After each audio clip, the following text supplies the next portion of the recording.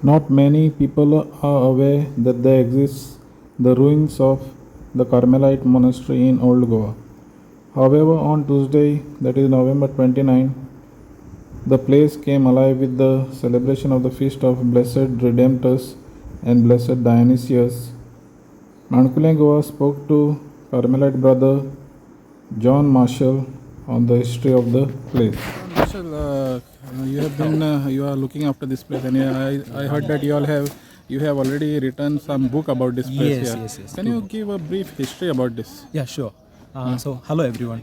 So, this place is a very holy place, first of all, and this church is known as Church of the Carmelites. And Carmelites are an ancient religious order of the Catholic Church founded in the 12th century, and they take their spiritual inspiration from Prophet Elijah in the Old Testament. So from 12th century they have started that, and by in the year 1620 they have started a monastery in Goa in India here. So this is the very first Carmelite monastery in whole of India. India now has got about some more than 10,000 Carmelites of different Carmelite families, everything are there. But for all of them, this is the mother.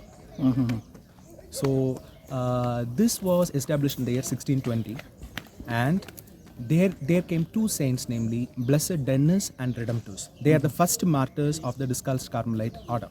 So they lived here, and in 1638 they were martyred for the sake of Christ in the island of Sumatra. And Blessed Denis had protected the city of Goa from the attack of the Dutch in the year 1636. He was a soldier as well as a cartographer who felt a vocation to be called to Jesus Christ, and he came and he lived over here, and he lived a very sanctified life. And many of other saints who were not formally canonized, they also lived over here. Another very important thing about this place is that the first person sent by the French East India Company to found a factory in India was known as Ian Beber and his three companions. This Ian Beber he came to Old Goa, he stayed with the fathers, and he is buried in the altar over here. So for the usually our Goa, we say for the Portuguese heritage is known for it. But there's a very much unique, when they say French, it is Pondicherry they say. But the first person sent by the French East India Company itself is buried over here. So Goa, for the history of Goa, for the Indo-French. So Goa has some connection with French also. Lot, the Father Philip of the Holy Trinity, who was living here. He later became the general of the whole order of the worldwide Carmelite order. He was the novice master over here. He was a philosophy teacher over here. So Father Philip of the Holy Trinity was a Frenchman. So there were a lot of so this monastery acted as a exchange between the French people and as well as to Persia, Iran. Ribandar we say. Ribandar, the name is very much our village, on the way to Panjim. That is derived from Persian. Rai Bandar, the king's port. That's a Persian language, they say. In Chimbel, they have found coins of Persian king Kushru and all. But for the Persian connection also, this monastery is very much important with Goa, because the Carmelite fathers who came here, they didn't came with the Portuguese. They came from Persia. They were sent from Italy to Persia, and from Persia they came here. So you can see, and these are the fathers who established the first printing press in Persia also, in Iran. Here, Jesuits have established a college of Saint Paul ruins. The fathers, the Carmelite fathers who lived in Persia as well as this. This was their novitiate house. It was one house, Persia and India. After these fathers were the ones who first established, this printing press, as well as the first people who popularized the Persian medicine also. And another one thing why it is very much important for history of Goa is that usually all the religious orders were given the charge work of conversion of the people. But usually it is said that all the religious orders came with the Portuguese to convert. But there is no evidence whatsoever for these fathers having engaged in any conversion work. In none of this thing. They were only involved in prayer work. Only involved in prayer, meditation, and so there have been many saints. There were two saints, Blessed Denis and Redemptus, first martyrs of the whole worldwide Carmelite order. They are in Goa. They lived in Goa. So this place has had very much significant for Goan history. So by the year 1700, the Portuguese didn't like Italians or like others like so people like who are, since these Carmelite fathers had they came from Italy, from The roots in Italy. so they were having this racial problem, and this also is not highlighted. Usually like they say that for against Indians that like racial discrimination has been done, but here we very clearly through the historical records the Portuguese had racial discrimination against the other Europeans itself, and like because of that finally in the year 1700 the monastery was confiscated from the hands of the Carmelites, and the Carmelites were thrown out from Goa. Okay. So in 1700. 1700s to be 1709 completely it was finished. So you can see like within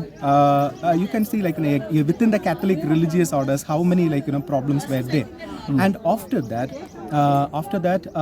it came under the hands of the Oratorians of Saint Philip Neri, which is our Oratorians of Christos Milagros, to which our Saint Joseph was belonged, our archdiocese patron saint. And after that in 1835 all the religious orders were suppressed in Goa. The government became anti-religious. So it is not just that the Portuguese had ruined the temples, they also ruined the churches. Because of that, they have confiscated and allowed everything to ruin. You can see here.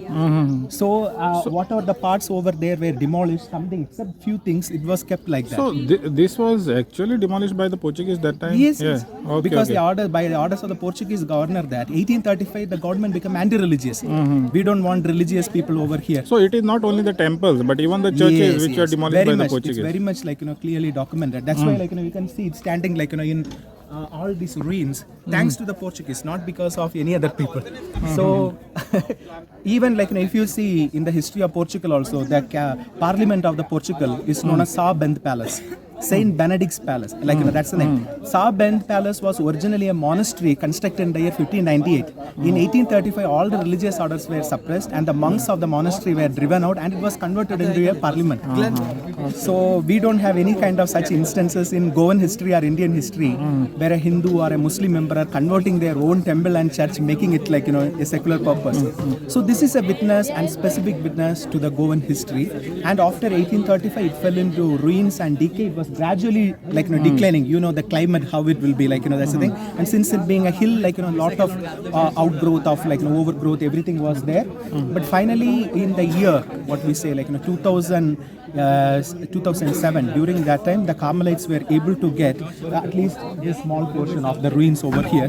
So it was like almost like after 300 years that like this has came to be. It came back to the hands of the Carmelites.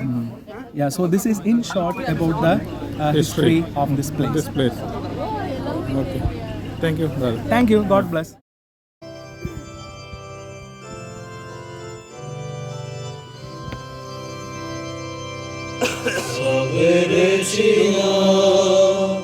Madre misericordiae, vita dulcedo, estes nostra salve. Alleluia, Jesus in heaven, ade suspiramus, gementes et flentes, in ad lacrimarum vale. Ea advocata nostra, in nos tuos misericordias oculos, ad nos converte. Jesum benedictum fructum ventris tui, nobis os hoc exilium ostende. O heaven, O pia, O dulcis Virgo Maria.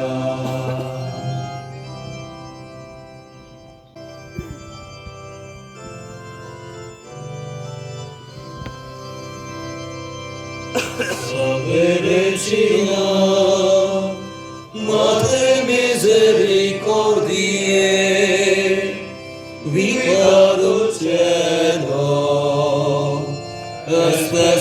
nostra salve.